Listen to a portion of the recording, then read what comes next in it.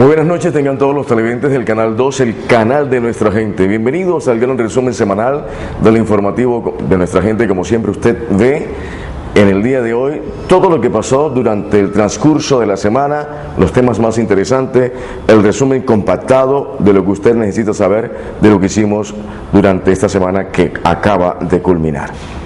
Yo soy Cristian Peñate Bocio, con la cámara de Jorge Calvo y la edición de Edwin Castro, para llevarle a cada uno de ustedes las incidencias del informativo de nuestra gente, el resumen semanal. Ustedes nos pueden seguir a través de nuestra página web www.canal2.co o a través de mi cuenta personal Twitter, @CPB96, @CPB96. Sugerencias de este tema o sugerencias de qué temas debemos tener en el informativo de nuestra gente.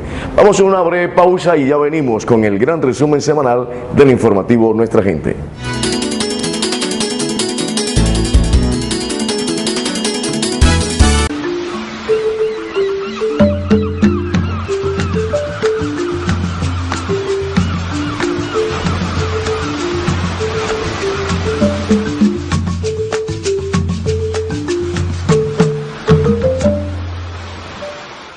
El Océano Pacífico toca una tierra bendecida donde la playa y las montañas le rinden homenaje al milagro de la vida. Se trata de un territorio predilecto para quienes tienen visión de progreso y desarrollo. Encontrarlo es fácil. Solo basta mirar al occidente de Colombia y dejarse guiar por las aguas de la prosperidad. Justo allí se posa imponente el Pacífico colombiano. Son 4 los departamentos que tienen en común un solo e inmenso mar. Ubicada sobre el costado occidental del país, la región Pacífico se extiende sobre 13.000 kilómetros de costa que abarcan los departamentos de Chocó, Valle del Cauca, Cauca y Nariño.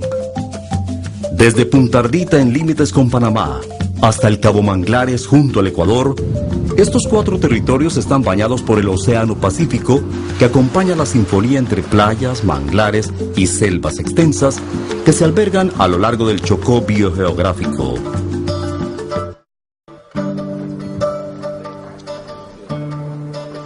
Un lugar que también encuentra su fertilidad y riqueza en más de 131.000 kilómetros cuadrados de tierra fructífera, donde las cordilleras occidental y central se levantan, ofreciendo un mosaico de montañas, volcanes, nevados y llanuras que germinan a diario en los 174 municipios que conforman la región Pacífico.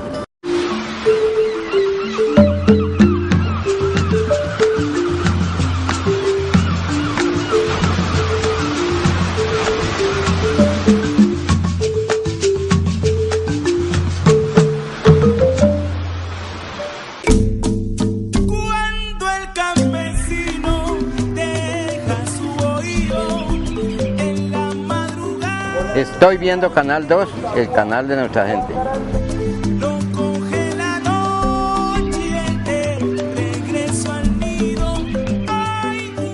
Y hace frío y estoy lejos de casa. Hace tiempo que estás sentando sobre esta piedra. Yo me pregunto, ¿para qué sirven las guerras? Estoy viendo el Canal 2, el canal de nuestra gente. Estás tan fría como la nieve a mi alrededor. Vos estás tan blanca y yo no sé qué hacer.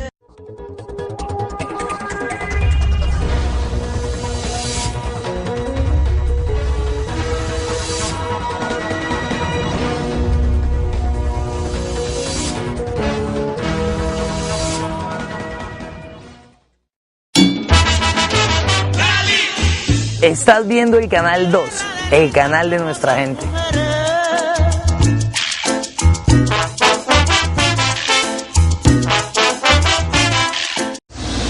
Cali y Colombia están listos para vivir el suceso deportivo más grande del 2013 en el mundo entero.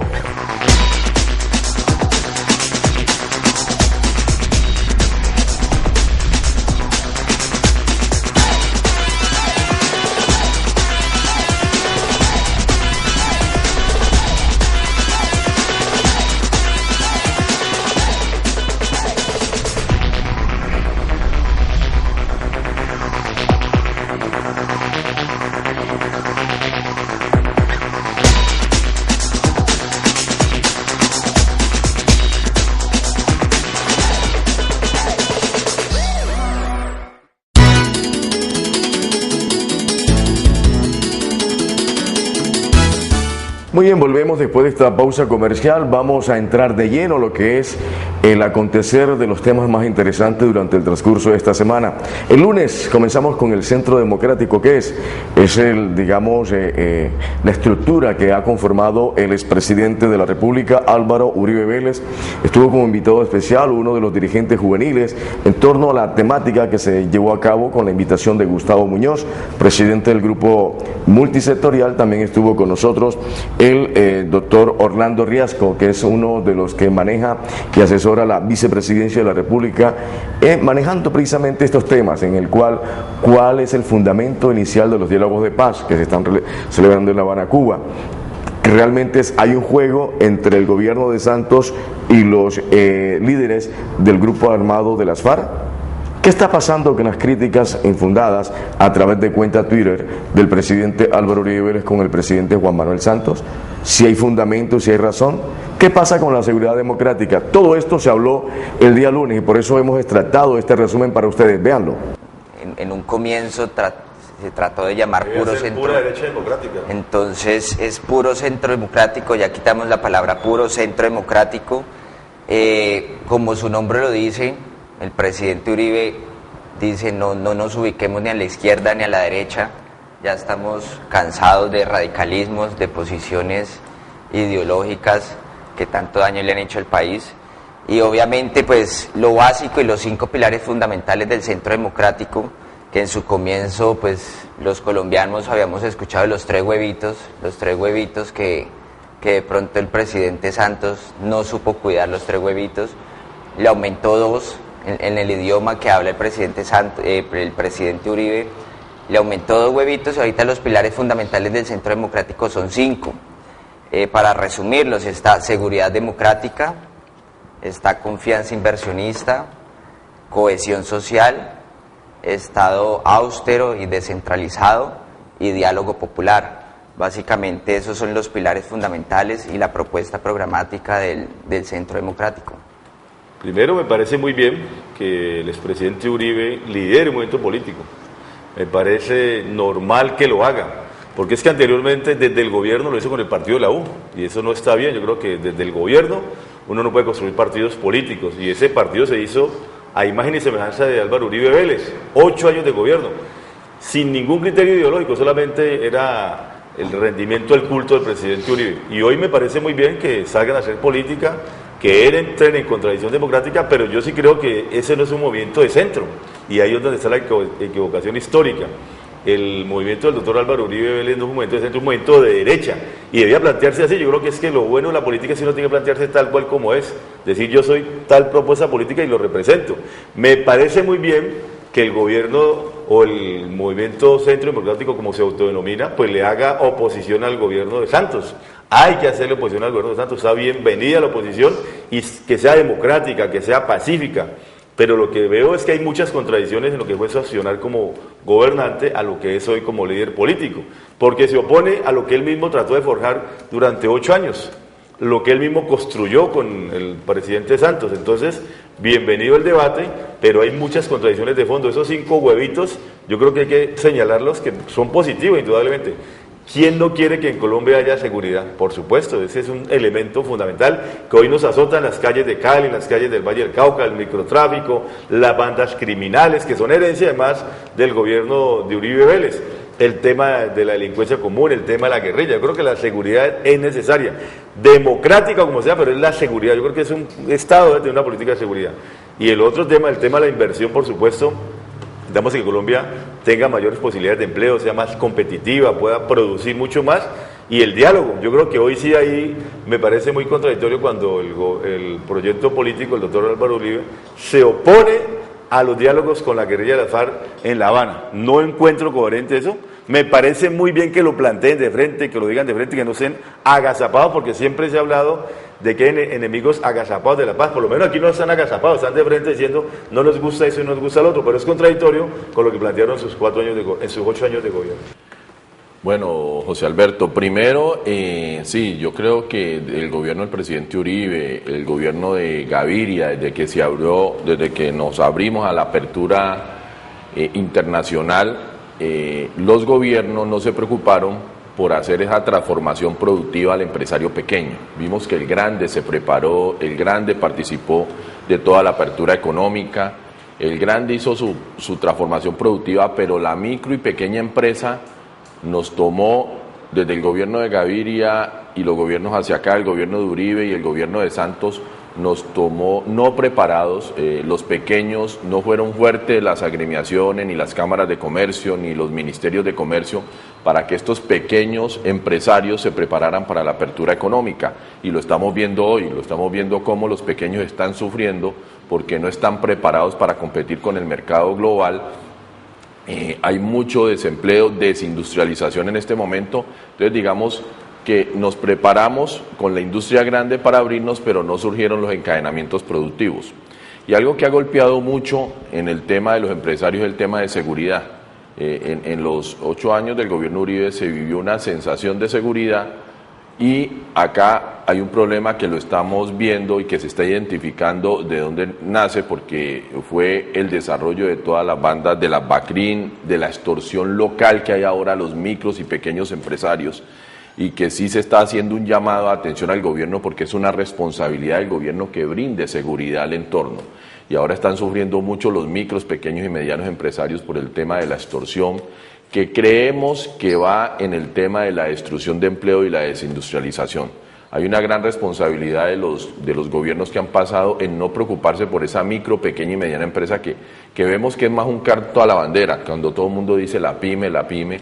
El grande tiene la fortaleza, tiene el lobby con el gobierno, participa en las negociaciones de los tratados, participa de los cuartos de al lado, pero hay un gran llamado a las cámaras de comercio, que hemos visto en los últimos tiempos cómo se ha burocratizado el tema de las cámaras de comercio en la participación del gobierno, y a las agremiaciones que recogen estos pequeños, porque el gobierno se olvidó un poco de estos pequeños y vemos cómo se están amenazando otra vez con paro. Vemos a los cafeteros, que han sido una de las agremiaciones insignias del país, cómo todavía tienen grandes problemas, los agricultores.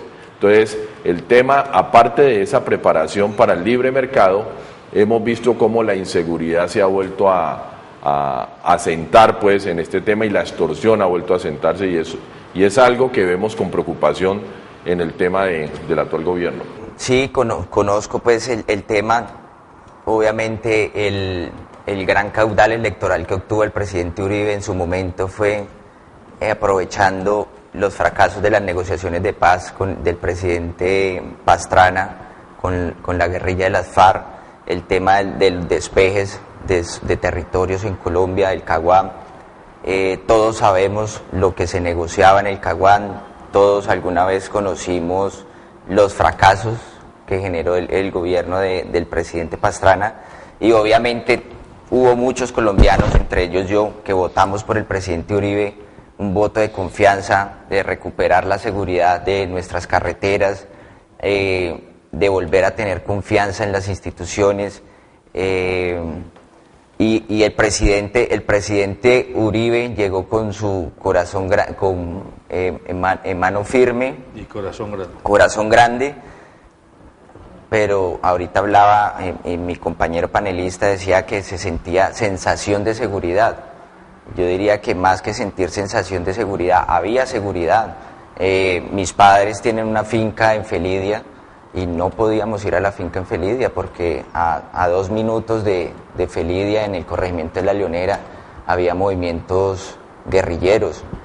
Con la llegada del presidente Uribe, aparte de tener sensación de seguridad, había seguridad. Esa seguridad democrática que él tanto promulga y promueve, que no es solo la seguridad física, como la que hablamos de poder ir por las carreteras, sino seguridad política, seguridad jurídica,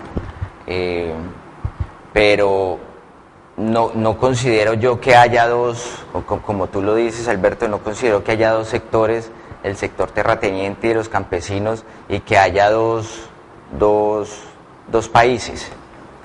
Para mí, la crítica del presidente Uribe al presidente Santos radica en que esa no debe ser la paz que se negocie en Colombia.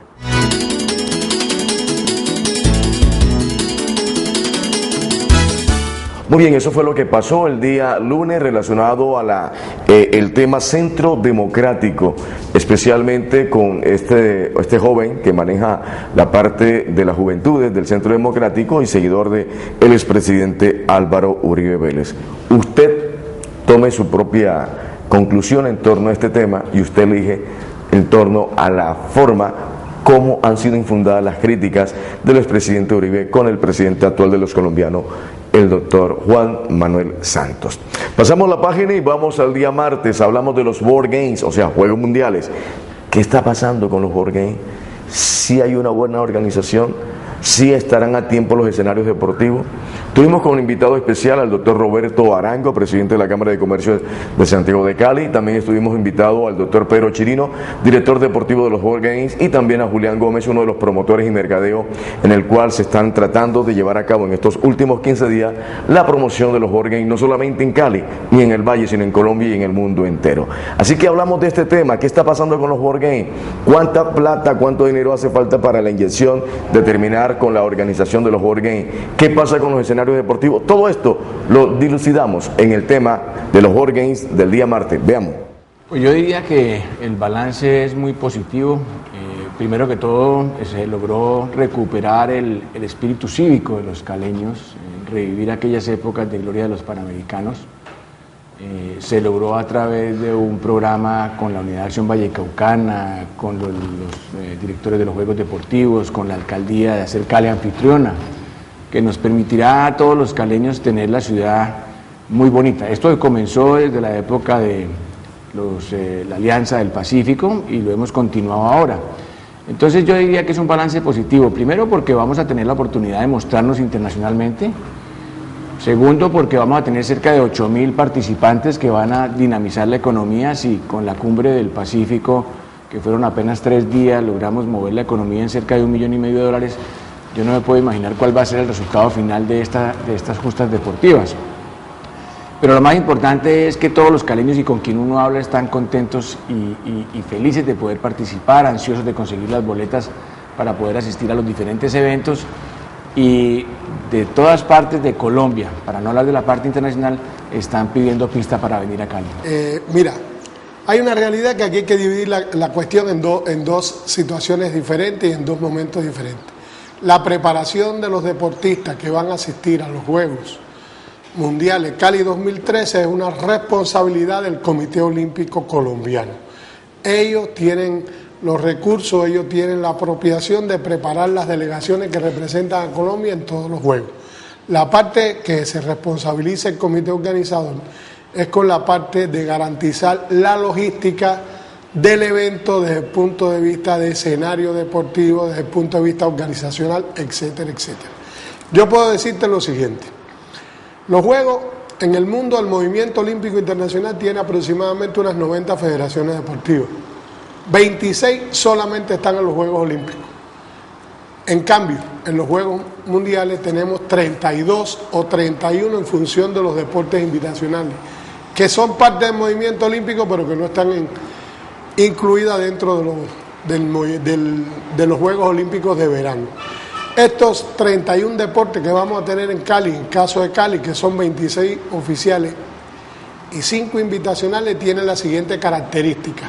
Los Juegos Mundiales son unos juegos que propugnan el desarrollo, y para propugnar el desarrollo, ¿qué utilizan ellos? Utilizan la base económica de la ciudad donde ellos están asignados. Ejemplo, los Juegos Mundiales con sus 4.000 deportistas, con todo el personal que tiene que garantizar la logística, en este caso la seguridad, los periodistas, los turistas. ¿Qué van a utilizar? Van a utilizar la base de desarrollo de la ciudad. ¿Qué cosa estoy hablando? De la hotelería, de los restaurantes, de los museos, de los lugares a visitar, el transporte, los regalos de las artesanías, los centros comerciales, los bares, las fiestas. O sea, los juegos, lo que son para la ciudad, prácticamente son una entrada o un reforzamiento de la parte económica al avivar todo el personal de servicio que tiene una ciudad en función de trabajo. Por eso yo alguna vez en esta reunión dije que si alguien tenía que apoyarnos era la Cámara de Comercio, porque todo el trabajo que tienen los juegos es en función del desarrollo desde el punto de vista comercial.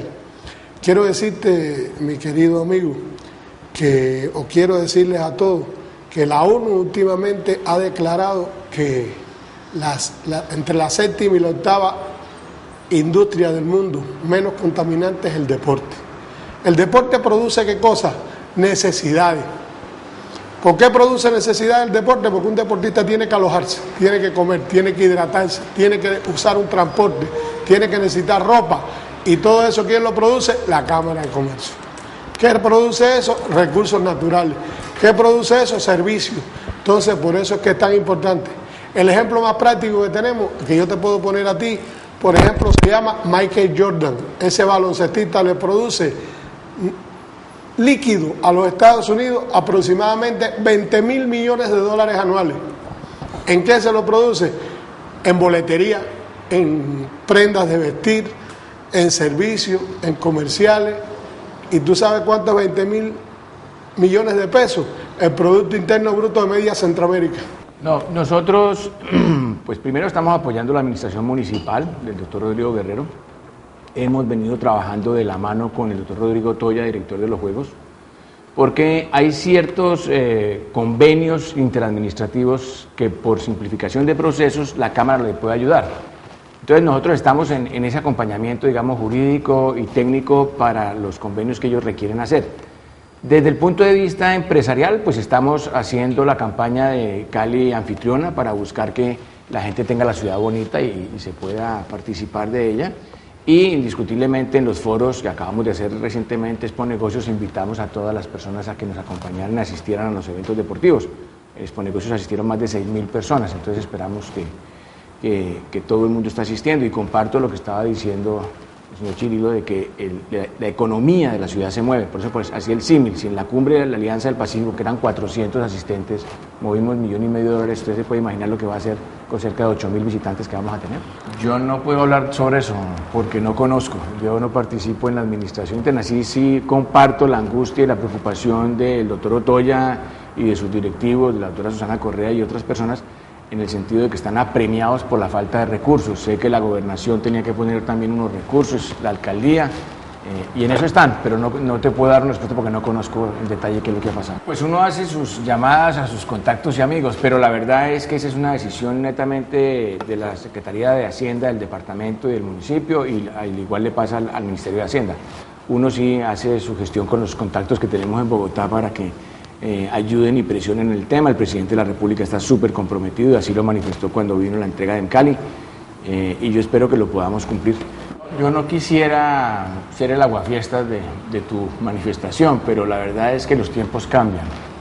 En la época en que tú estabas joven y bello, como estaba yo, pues éramos muchos menos y era mucho más fácil contagiar a la gente. Yo sé que se ha hecho un esfuerzo muy grande, sé que están trabajando en todo el programa, digamos, artístico de los Juegos. Sé que han tenido muchas limitaciones económicas que han impedido también que los medios le hagan el cubrimiento que eso requiere. Pero estoy seguro, y por eso digo que no me gusta hacer comparaciones, no siempre uno dice que los tiempos pasados fueron mucho mejores. Estoy seguro que no vamos a ser inferiores al reto, estoy seguro que ya la gente está absolutamente contagiada de lo que va a venir ahora. Y muy seguramente vamos a desbordar como todas las cosas en Cali. Yo les digo siempre a las personas que me ven y me leen que aquí uno de los grandes problemas que tenemos es que perdimos la autoestima, y solamente ahora bajo la llegada del doctor Rodrigo Guerrero y lo mismo con el doctor Weimar recuperamos la autoestima de los caleños. No, hay una realidad que es objetiva. Nosotros en este mundo de hoy y en este mundo, como se estaba diciendo ahora, donde estamos tratando de recuperar el civismo, miren, yo soy caleño de corazón y cubano de nacimiento, pero yo tuve la oportunidad de estar aquí en los 71, en el 71 tuve la oportunidad de venir con la delegación de Cuba y estar aquí. Los Juegos Panamericanos para Cali fueron un acontecimiento, esto era un pueblito y se convirtió después en una ciudad gracias al salto que dio ese evento.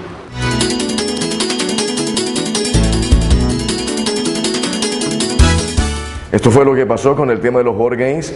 Interesante el aporte que hizo el doctor Roberto Arango, lo que queda, lo que deja los World Games para Cali y para el Valle del Cauca. Solamente nosotros decimos algo, ojalá que Cali saque la cara por Colombia a nivel mundial, porque está en juego todo el tema logístico, organizacional de Cali al mundo entero, en materia de hoteles, gastronomía, cultural, todo esto, inclusive el tema más importante, la seguridad, porque son más de 4.000 deportistas los que van a estar aquí en la ciudad de Cali. Pasamos la página y vamos al día miércoles. ¿Qué hablamos el día miércoles? Hablamos de Auditoría General. ¿Qué es esto? ¿Cómo se come esto? De pronto dirán ustedes. Auditoría General es una ente que trata de controlar, precisamente viabilizar, de hacer auditorías, como el nombre lo dice, a las contralorías, a las CIAs, a las juntas de acciones comunales, a toda esta serie de elementos, y que realmente viene una persona que conoce este tema, que es el gerente de la Auditoría de la República de Colombia, para hablar de esto y conocer. Con el doctor Federico Vallejo, con un experto como el doctor Norberto Tascón, que fue subcontralor de Cali. Todo esto lo hablamos, lo tocamos, porque realmente cuál es la función específica de la Auditoría General de la República de Colombia. Precisamente esto lo sacamos para ustedes, para que lo tengan en cuenta, y ante todo para mirar y conocer otro aspecto interesante de lo que está pasando en el gobierno nacional. Veamos este resumen. Muy pertinente la pregunta, porque como usted decía, casi nadie conoce la función misional de la auditoría. En síntesis, la Auditoría General de la República, y gracias precisamente a ese manto de duda y de sospecha que se tiende sobre su actuar en razón al origen político de los contralores, justamente por eso la Auditoría General de la República se dedica a vigilar la actuación de los contralores, no solamente de la Contraloría General de la República, sino de los contralores departamentales y de los contralores municipales y distritales. Evidentemente, como usted lo señala, el origen político de la designación de los contralores suscita muchas dudas y mucha desconfianza de la ciudadanía sobre la objetividad con la que puedan desarrollar su trabajo de vigilancia fiscal, en razón a que los concejales son quienes eligen a los contralores municipales y los diputados quienes eligen a los contralores departamentales. Eso, pues digamos que le restaría independencia y objetividad a su función. Es justamente la queja y la crítica que se hace de la labor del control fiscal, y es justamente la razón por la cual muchos altos dignatarios del Estado y personalidades nacionales han abogado por la desaparición del control fiscal territorial. Hay que recordar que uno de los más acérrimos enemigos del control fiscal territorial es el doctor Germán Vargas Lleras, quien en su campaña, cuando fue candidato a la presidencia de la República y desde el Senado, ha adelantado grandes debates en procura de suprimir el control fiscal territorial y que sea sustituido por unas auditorías, digamos, de tipo privado, firmas especializadas a nivel internacional que se dediquen a hacerlo, en razón a la desconfianza. La función entonces de la Auditoría General de la República resulta, digamos, muy difícil, justamente por eso, porque nos toca rescatar la credibilidad de las contralorías territoriales y del control fiscal territorial, con fundamento en una vigilancia que se debe hacer a los contralores para que esa duda que la ciudadanía tiene sobre su actuación pues se despeje. Yo conozco la auditoría porque en mi época como subcontralor de Cali tuve la oportunidad precisamente de tenerme que enfrentar a ese organismo de control, que, se lo digo con el mayor respeto posible, hoy pasa sin pena ni gloria por la estructura organizacional de lo que es el control fiscal. Y el ejemplo que usted trae es muy diciente. Yo no conozco hasta ahora un contralor destituido por insinuación de una auditoría, de la Auditoría General de la República. Y le digo algo, no solamente fue Vargas Lleras quien quiso acabar con el control fiscal, porque estas personas son supremamente autoritarias y el autoritarismo muchas veces se lleva a establecer las pequeñas dictaduras, así estemos en países democráticos, y no es sino mirar un poco hacia atrás 8 años y veremos cómo allí, en el referendo que propuso Álvaro Uribe Vélez como presidente de la República, estaba a acabar con el control en generalidad. Allí se propuso acabar con consejos, asambleas, contralorías, personerías y todas aquellas entidades que generaban el control fiscal, y 8 años, José Alberto, después se da cuenta uno la razón del por qué. Por supuesto que ese referendo nos lo echamos al hombro y mostramos que era inconveniente y el pueblo colombiano no salió a votarlo y por consiguiente escasamente se aprobó una pregunta de las 20 y tantas que habían, pero que desafortunadamente se hundió, y se hundió salvándose el proceso de control fiscal.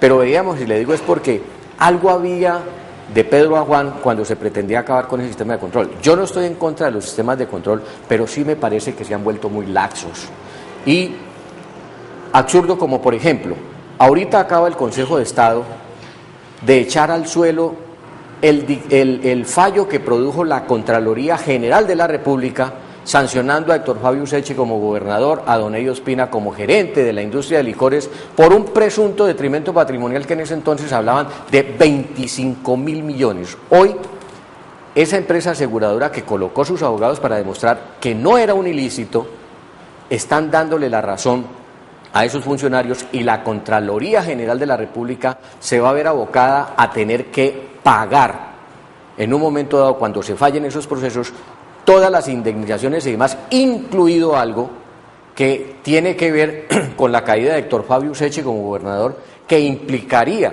que se decida la situación que hay realmente entre si él debió ser el gobernador legalmente o no, o si finalmente la Contraloría tiene que indemnizarlos y no será de poca monta la indemnización.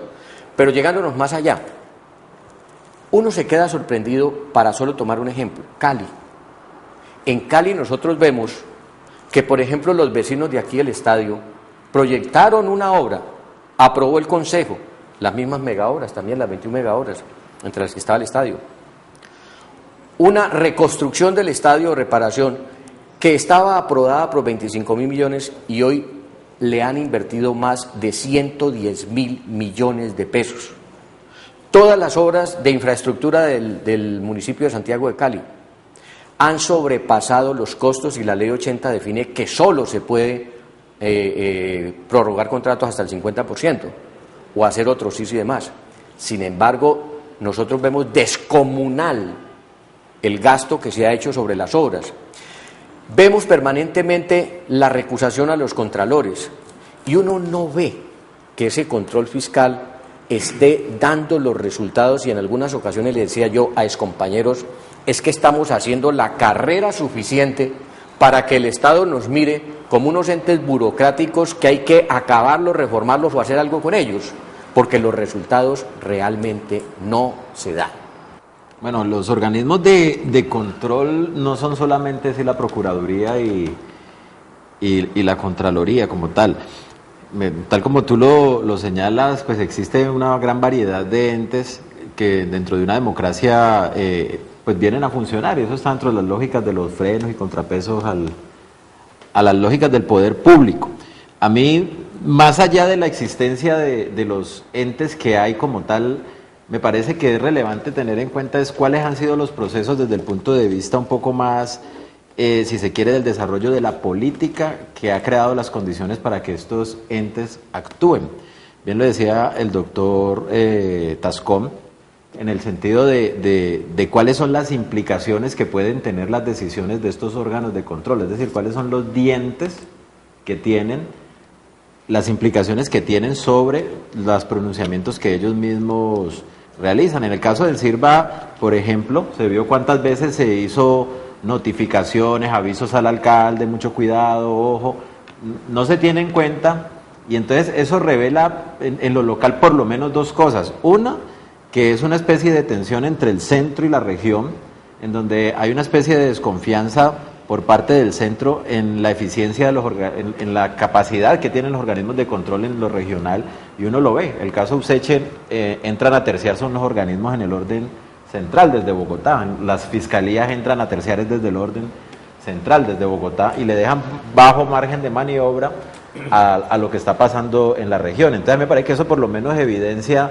una cierta desconfianza en lo que está pasando al interior del Valle del Cauca. Miren, lo que está ocurriendo ahorita, se está discutiendo sobre si se hace la carretera por el lado de Lobo Guerrero o por el lado de Pavas, siendo la de Pavas pues una mala opción desde el punto de vista técnico, 2 veces más costosa.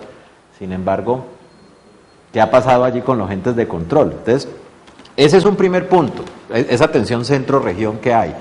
Y el otro es un tema que viene ya desde finales del 2000, que es el tema de la poda burocrática. Nosotros, pegados de un ajuste fiscal, con unas miras muy eficientistas, dijimos que todo aparato estatal era algo así como el demonio.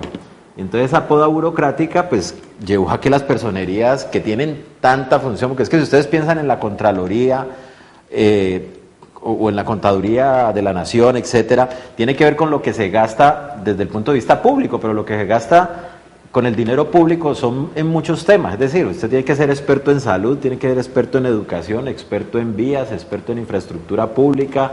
Entonces son entes que tienen que ver no solamente con la parte contable, sino que también tienen que ver con las decisiones que se toman dentro de... y eso implicaría tener unos equipos de trabajo bastante grandes.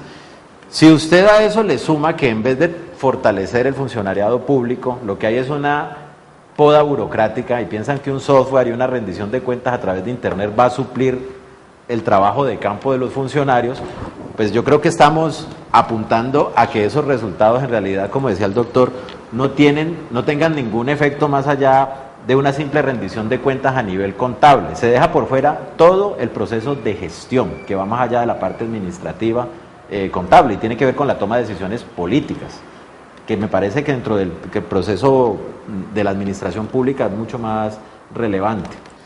Pues muy pertinentes me parecen esas dos preguntas y creo que van a ilustrar en muy buena medida a toda la teleaudiencia sobre la función de la auditoría. En primer lugar, efectivamente el periodo del Auditor General de la República es un periodo de 2 años, así lo quiso el Constituyente de 1991, se estableció una duración inferior, probablemente en razón a que justamente el ejercicio del control sobre el control requería, digamos, de una independencia que probablemente se vería cuestionada si coinciden los periodos y se establece un colegaje, una amistad, una relación entre vigilado y vigilante y probablemente esa haya sido la razón. Pero justamente el periodo de la entidad que vigila a los contralores territoriales y a la Contraloría General sea de 2 años, llevó al anterior auditor general, es decir, al que acaba de renunciar por cumplimiento de su periodo, el doctor Jaime Raúl Ardila, lo llevó a adelantar un gran trabajo llamémoslo así, de cabildeo ante el Senado de la República y ante la Cámara de Representantes con el propósito de que se aprobara un proyecto de ley reformatorio de ese periodo que se extendiera a 4 años y fuera igual al del Contralor General de la República, igual al periodo de los Contralores Territoriales. Lamentablemente esa intención de modificación naufragó cuando naufragó la reforma a la justicia. Estaba introducida dentro de ese proyecto de reforma estructural al sistema de justicia. Luego el señor Auditor General de la República saliente intentó nivelar el periodo del Auditor General con el periodo de los Contralores mediante el mecanismo de la reelección. Es decir, que estuviera, si 2 años era muy poquito y no se había podido ampliar el periodo, pues que por lo menos se le permitiera la reelección en el evento de que esta fuera posible. También naufragó la reelección inmediata en un fallo que acaba de proferir la Corte Constitucional justamente la semana pasada y lamentablemente permanece tal y como está, 2 años. La Corte Constitucional dijo que sí puede reelegirse el Auditor General, pero no de manera inmediata, de tal manera que ese periodo continúa en esas condiciones. Habrá que esperar qué sucede hacia el futuro. Con respecto a su segunda pregunta, y que me parece aún más pertinente en cuanto a que tiene mucho interés para la ciudadanía, efectivamente, la Auditoría General de la República tiene como una de sus grandes preocupaciones, de sus grandes objetivos, acercar a la ciudadanía y acercarnos nosotros a la ciudadanía, razón por la cual estamos enormemente agradecidos con usted y con el Canal 2 para habernos permitido exponer estas ideas ante toda la teleaudiencia. La Auditoría General de la República efectivamente tiene un sistema estructurado de atención de requerimientos ciudadanos, de quejas ciudadanas, de denuncias ciudadanas, y lo hacemos a través de nuestra página web, a través de nuestros correos electrónicos institucionales, de manera física. También actuamos de oficio, es decir, cuando conocemos de hechos que pueden ser preocupantes, bien sea porque tenemos conocimiento directo o bien sea porque los medios de comunicación lo denuncian. Voy a ponerles un ejemplo muy reciente. La Auditoría General de la República tiene un grupo de reacción inmediata que se llama GRIA, Grupo de Reacción Inmediata, que actúa con fundamento en denuncias ciudadanas o en denuncias de los medios de comunicación. Justamente el diario El País realizó una denuncia relacionada con hechos presuntamente irregulares que se habían cometido al interior de la industria licorera del Valle y al interior de otras entidades del departamento, en las cuales presuntamente la Contraloría Departamental del Valle no había actuado de manera adecuada. Y evidentemente eso generó una preocupación que despertó la inquietud del diario El País, lo publicó en sus columnas habituales y obviamente la Auditoría General de la República tomó cartas en el asunto, inmediatamente activó los mecanismos de control y se desarrolló una auditoría especial a la Contraloría Departamental del Valle que arrojó resultados que se tradujeron en la configuración de unos hallazgos de naturaleza administrativa, de naturaleza fiscal y de naturaleza penal. Esos hallazgos fueron trasladados. Nosotros, como Auditoría General de la República, no tenemos ni autoridad disciplinaria, que la ejerce la Procuraduría, ni autoridad penal, que la ejerce la Fiscalía. Entonces nosotros trasladamos la denuncia, nosotros llamamos los hallazgos como una denuncia calificada y se trasladaron. De tal manera que esa denuncia ciudadana, que terminó siendo objeto de atención periodística por parte de un medio de comunicación escrito de la región que tiene resonancia nacional, terminó siendo el motivo por el cual se hizo una auditoría.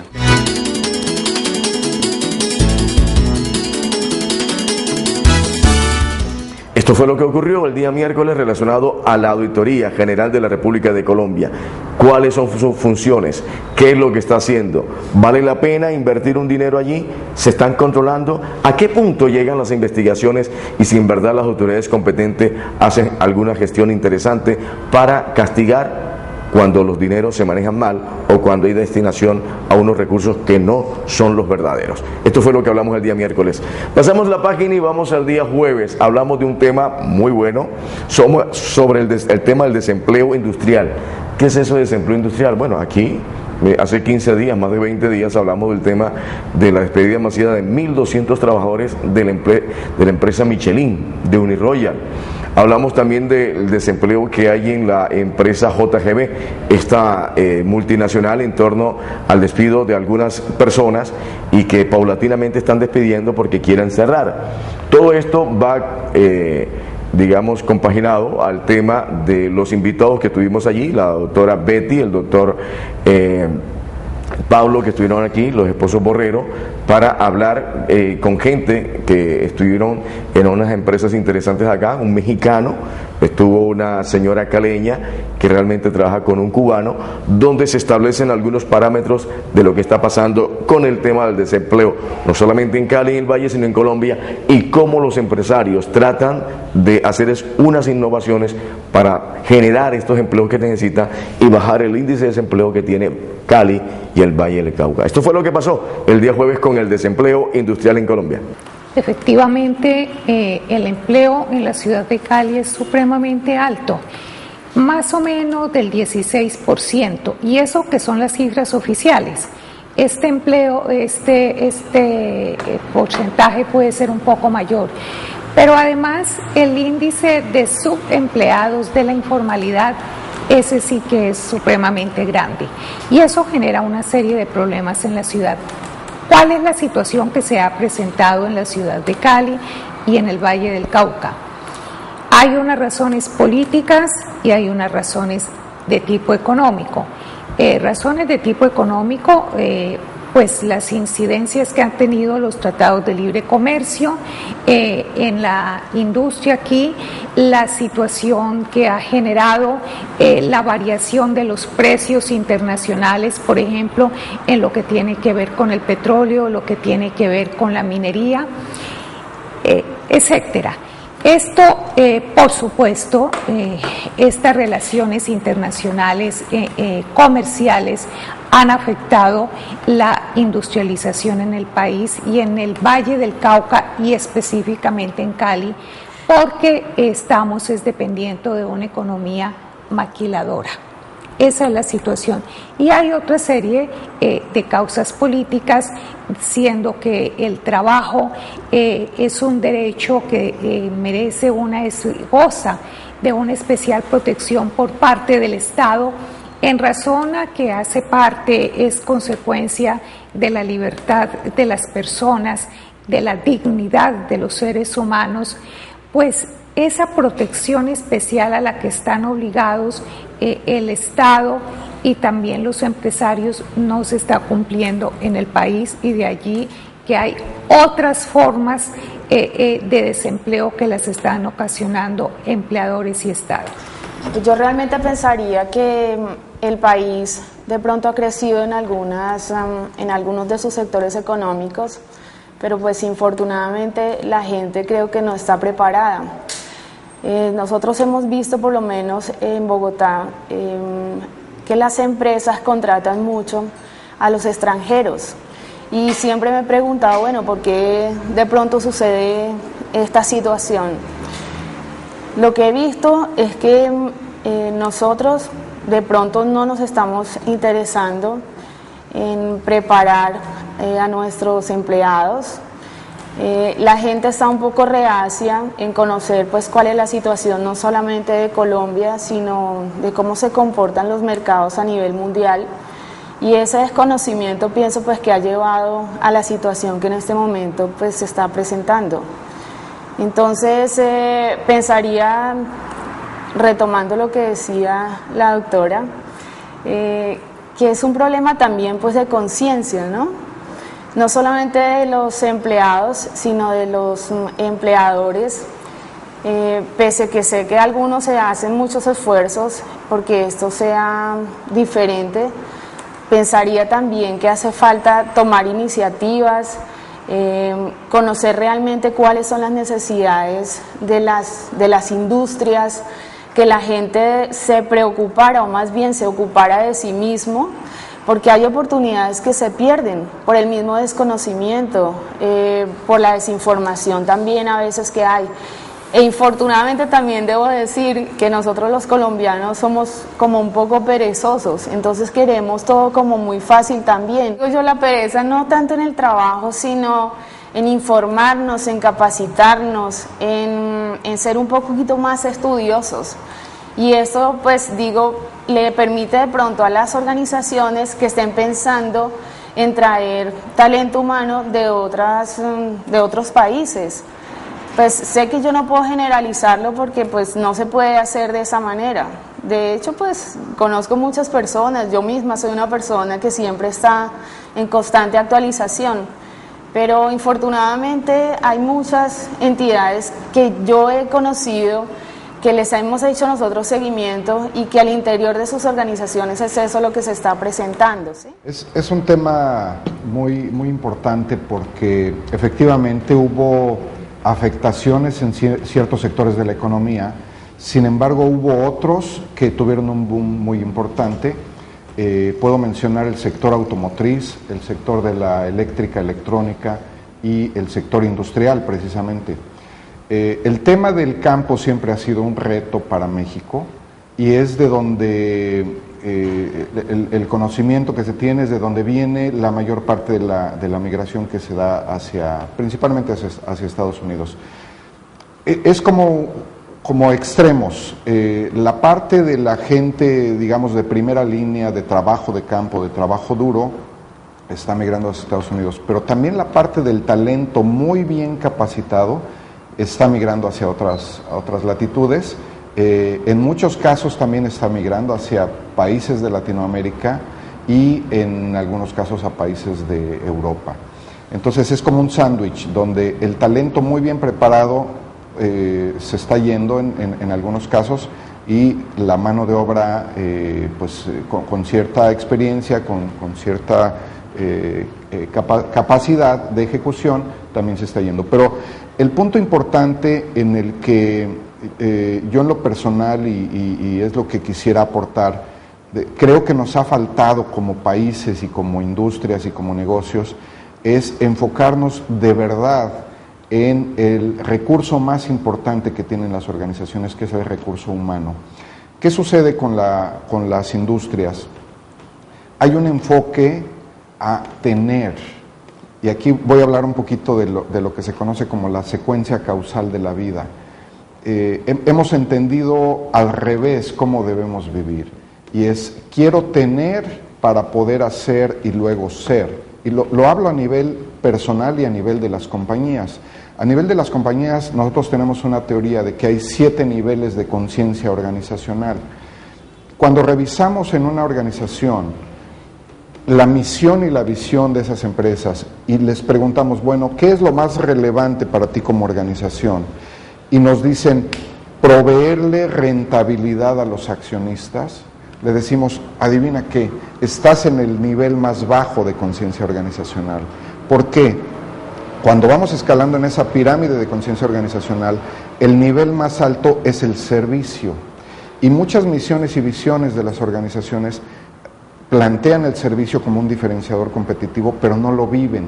No lo viven porque no se han enfocado a desarrollar lo que decía la doctora Patricia, no se han enfocado a desarrollar de verdad ese recurso más importante que es el talento humano. El talento humano, partimos de que somos humanos, recursos humanos, incluso yo a veces digo recursos o humanos, somos seres humanos, que tenemos necesidades, aspiraciones, sueños, inquietudes, pero que separamos. Hay 2 paradigmas que hemos palpado que afectan a las organizaciones y que retamos incluso con nuestra propuesta, el decir, esas misiones donde dicen el cliente es primero, nosotros decimos no, el empleado es primero. No es una cuestión de importancia, de quién es más importante, los 2 son muy importantes e incluso colocamos al empleado como el cliente interno, pero es un tema de prioridad. ¿A dónde debemos atender primero? Adentro de la organización.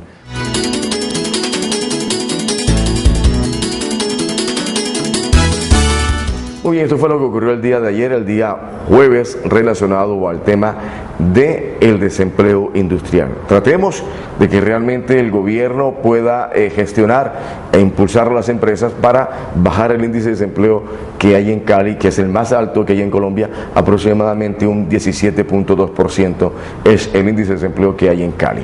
Pasamos la página y vamos al día viernes, el último. Hablamos de Valleempresa, empresarios que nos estuvieron apoyando acá, nos estuvieron acompañando, Ingeofactor, también estuvo la gente de Ortoplan, estuvo también la gente de Publipantallas, el doctor John Garzón, estuvo como invitado también el doctor David Andrade, hablando precisamente de lo que significa Valleempresa a las micro y medianas empresas, o sea, a las pymes y mipymes, cómo se va tratando de mirar a través de algunas facetas el impulso de estas pequeñas empresas, estas medianas empresas, a través de unos eventos como lo que hubo el día jueves, el día miércoles, en torno a Valleempresa 2013 en el Centro de Eventos Valle del Pacífico. Esto fue lo que extractamos para ustedes de lo que significó la estructura, lo que se maneja en torno de impulsar las pequeñas y medianas empresas a través de estos grandes eventos que se hacen en Cali. Esto fue lo que sacamos para cada uno de ustedes. Lo positivo, los expositores, desde la parte académica, los expositores que, aunque el anterior evento se vieron participantes académicos muy importantes, pero esta vez se tuvo una participación mayoritaria de la parte de los expositores mexicanos, el joven que venía a hablar de innovación, el español que habla de aseguramiento de la calidad. Son personas que aportan demasiado a los empresarios vallecaucanos para efectos de mostrarse en esta gran vitrina. Sí, hemos tenido la oportunidad de participar en los otros cuatro eventos.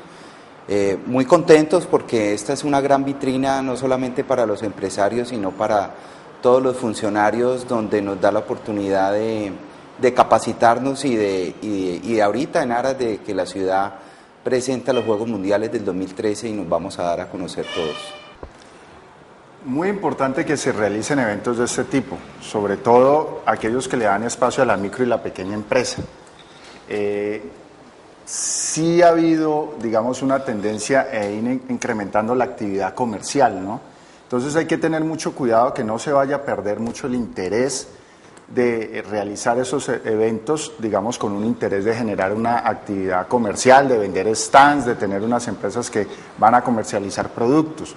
Lo que no queremos, no significa que no sea bueno, pero digamos que en la profundidad del objetivo, que no se pierdan, que las empresas vayan a saber cuánto vende, a ver una actividad donde logro vender unos millones y coloco una meta, sino donde haya precisamente una profundización en el conocimiento, en el saber. Bueno, la verdad sí coincido con las palabras del doctor acá presente. Este es un punto de encuentro de nuestra empresa vallecaucana, que no se confunda con una feria de negocios. Importante el aspecto académico, pero también importante la política pública que esté diseñada a impulsar la empresarialidad del Valle del Cauca, pero también hay que reconocer el esfuerzo que hace la Caja de Compensación al desarrollar este evento, y es el punto de encuentro allí para todos los empresarios, en donde es precisamente esa vitrina la que genera que se puedan mostrar algunas empresas que han estado simplemente en la provincia y no se les da la oportunidad de reconocerse o de conocerse en ese contexto. El viernes se habló de esto, el tema de Valle Empresa. Esperamos que usted, si quiere impulsar allí en su casa, con su comunidad, con su vecindario, algunas microempresas, traten de maniobrar, traten de asociarse y de buscar algunos elementos necesarios para formar unas empresas, y esto va a generar empleo, que es lo que se necesita. No espere que el gobierno les entregue todo, trate usted también de colocar algo para buscar soluciones inmediatas al desempleo que hay en Cali y en el Valle del Cauca. Lamentablemente el tiempo se nos ha ido, así que Jorge Calvo ya nos hizo la señal del corte. Hemos llegado al final del resumen semanal del informativo de Nuestra Gente, y como siempre la invitación es para que usted dentro de 8 días, el próximo sábado, usted está aquí a las 7 en punto de la noche en el informativo, el gran resumen del informativo de Nuestra Gente, por el Canal 2, el canal de Nuestra Gente. Un abrazo cordial a todos nuestros hermanos latinos en Hora Latino TV, allí en Europa, y también a nuestros hermanos que nos ven por el canal 116 del canal en Cali IP. Así que estamos felices de estar este fin de semana con ustedes en el gran resumen semanal del informativo de Nuestra Gente, con la técnica y la cámara de Jorge Calvo, también la edición de Edwin Castro, quien les saluda, Cristian Peñate Bocio. La invitación es para que dentro de 8 días estemos nuevamente con ustedes. Dios les bendiga, feliz fin de semana.